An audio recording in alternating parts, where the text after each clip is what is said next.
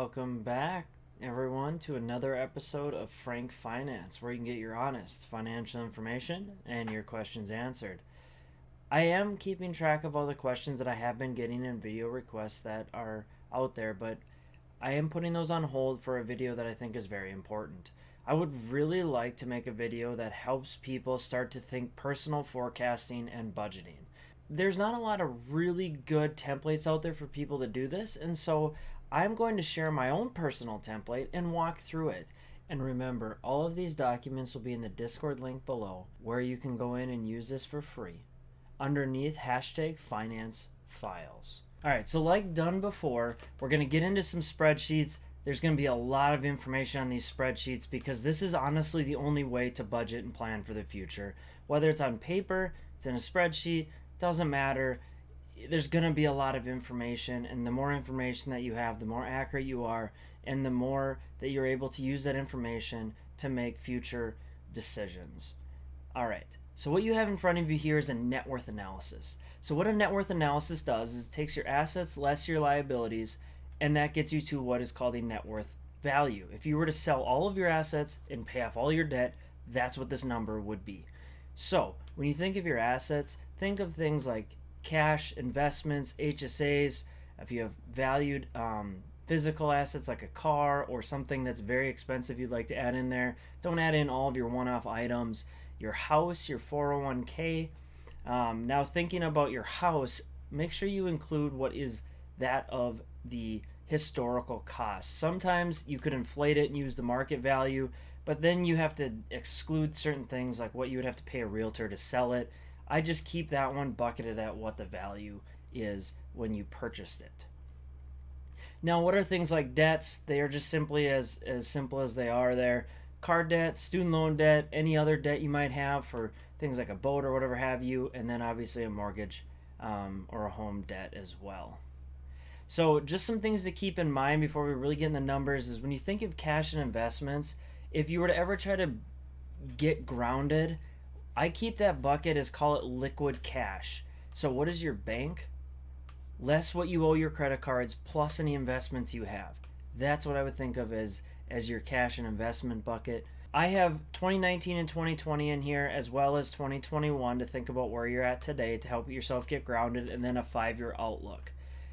To get grounded, the headers here are green and orange. The green ones are, think of them as where are you at right now. So 2019, where are your numbers at in 2019? I have 2 buckets. If you want to come out and take this document and fill it out yourself, just do some updates where it says Joe and Jay to whatever your name would be, or your spouse's name or husband's name would be inside of here, and then it'll fill it out as you go through this.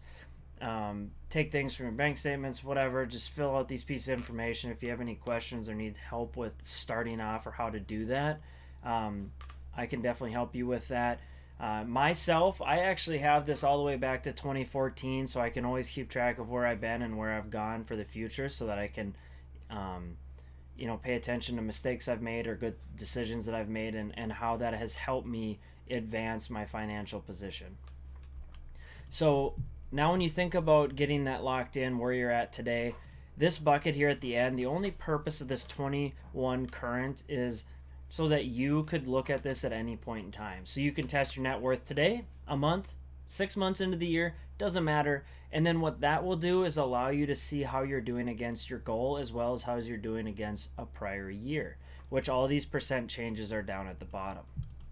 All right, so with that being said, everything in orange on the right, that is all flowing off of these green documents down here where you'll do future planning.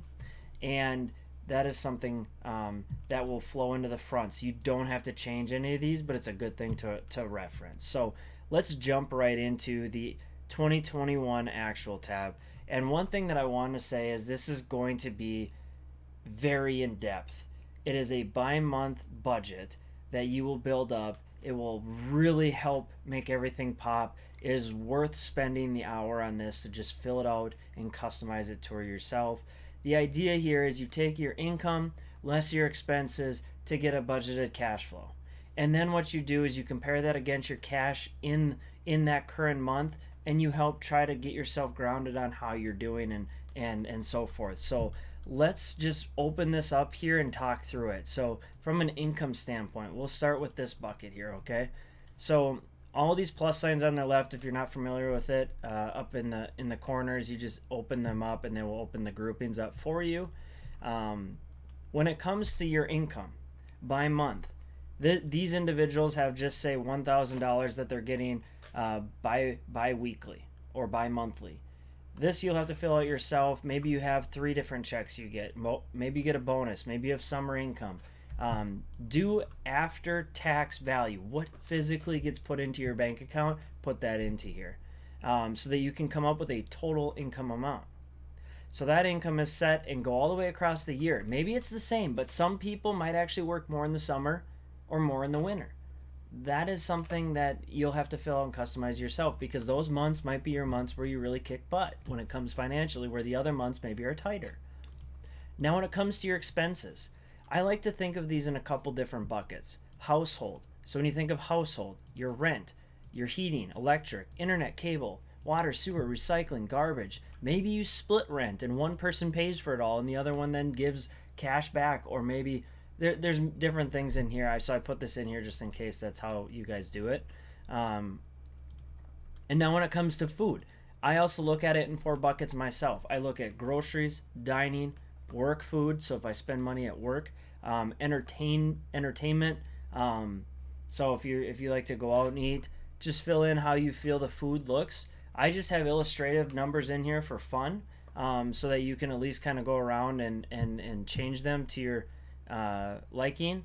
Now when it comes to pet costs, I also have it in here set up so that it's, do you have a certain number for food, miscellaneous items, vet bills. That gives you a full-on pet cost if you have pets. If you don't, you can just get rid of this whole bucket. Then when it comes to other common costs, like do you have gas? So do you commute a lot? Maybe you don't have to pay gas for your transportation. Student loans, car insurance, your gym, cell phone.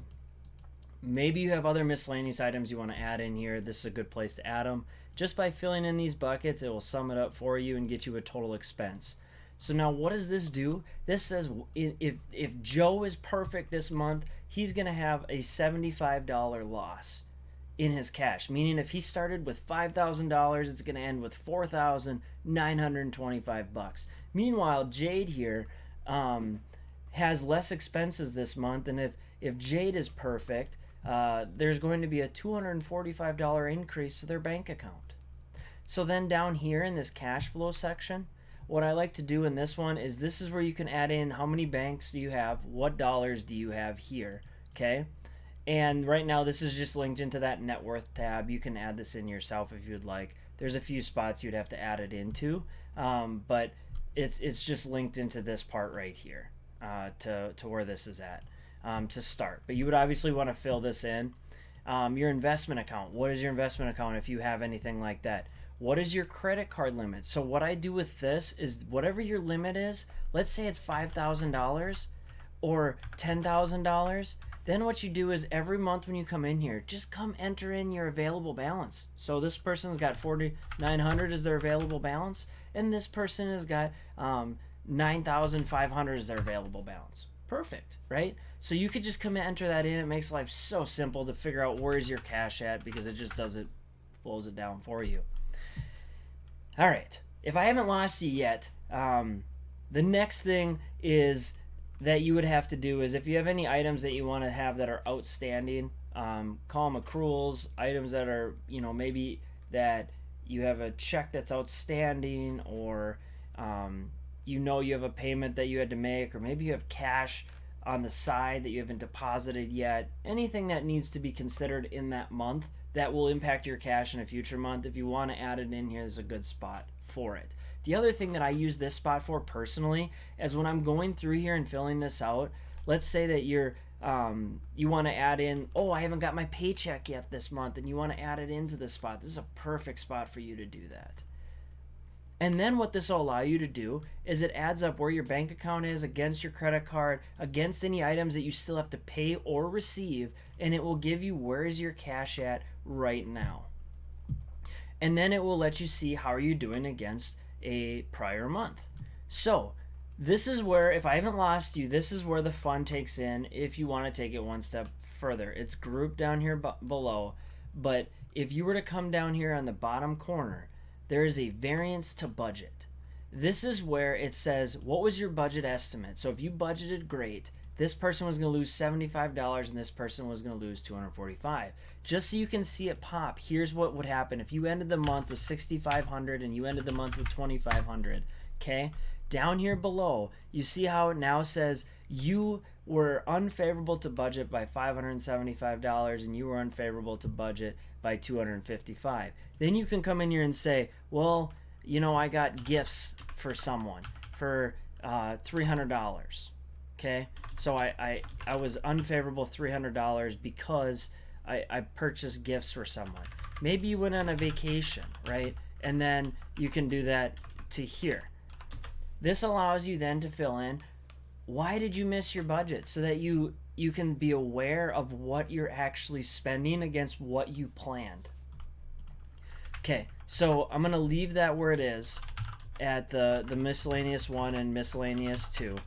So this is something, if you really want to get in depth with your finances, I only do it maybe for the first couple months to make sure that I'm feeling good about where things are, and then after that I stop looking at it. But for those that are really into this, it's perfect for you to actually see how you did against your budget in month.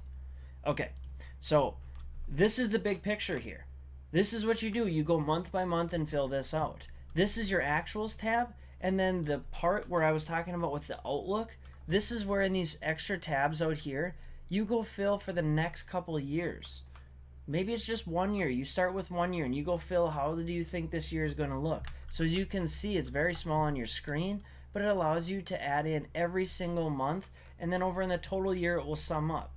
So for this illustrative purpose, this person, they feel that they're going to make the same amount of income for the next, call it 5 years. Let's say these individuals don't think they're going to get a pay raise or anything's going to change. They're not going to change their rent or their lifestyle. Nothing. Okay? So what will this all do? If you come back to the front, when you're done filling this out, there's these estimates in here where they're going to say over here on this bucket here, 2021, if everything's perfect, this is adding in to say where's your cash going to end at the end of the year in investments if you hit your budget rate. This individual will hit here, and you can see how it just increases. So everything you fill out will show you then, this individual will see that them, Joe and Jade together, are going to make $35,000 in cash in the next 5 years based on these, illustrative numbers I put in there. And if I look at how their HSAs are going to build, maybe Joe wants to put $2,000 away where Jade only wants to put $1,000 away, and how does that look as it grows? From a car perspective, make sure you depreciate that over years, because if you have a $10,000 car today, in 1 year it might be worth 9, 8, 7, 6. I use Kelley Blue Book for these, so I just go out there, whether it's quarterly, annually, and I go on Kelley Blue Book. It saves the record of your vehicle. Just pull the data off of there and use the same data point each time you come out here. Very, very easy to stay consistent. Use a reliable source. 401k. So both these individuals, I just put salary points up in the actual formula bar, and with that, my cat really liked that I have formula bar, in there, I guess. So I just put in a salary at the top, and then I put in that times a particular matching point. So for instance, in this one, Jade is putting in more money into her 401k, where Joe is putting in less and saving more cash for now. And they both have their strategies on how they're going to do that, and so forth. And so it's one of those things where here's the information available to you for you to use. And so hopefully this helps you. All right, thank you for tuning in. I know this was a long, very grueling video, but understanding how to forecast the future months of your finances are so important, because there's no way for you to physically, buy a house or get future assets that you might want to enjoy if you don't know how you're going to get there. We're not all going to make $1 million a year, but what we can do is we can plan for the income we plan to get and subtract the expenses and keep it at a level that will get us to a point where we achieve our goals. If we can't get more income, we have to lower our expenses. If our expenses are set, then we need to find a way to get more income. These are things that are all customizable for every single person on this earth and need to be thought of as individual to every person on this earth, because not one single person is going to have the same finances, but we can group them and think of them in similar buckets. And so hopefully this will help you get started. Again, the link is below in my Discord under hashtag finance files for you to come out here and play with. And if anything, maybe this got you starting to think about things to start future forecasting your own personal finance. Have a great rest of your day. Until next time.